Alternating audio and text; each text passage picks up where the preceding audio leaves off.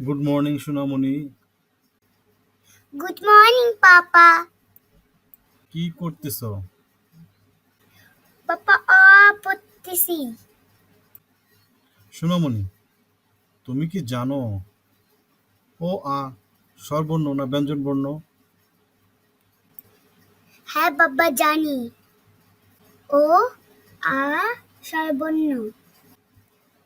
বলো তো স্বরবর্ণ কয়টি? বাবা স্বরবর্ণ 11টি। স্বরবর্ণগুলি তাহলে এখন তুমি আমাকে বলো তো। স্বর স্বর হ্রস্বই দীর্ঘই হ্রস্বই দীর্ঘ রি এ ওই ও ও উ।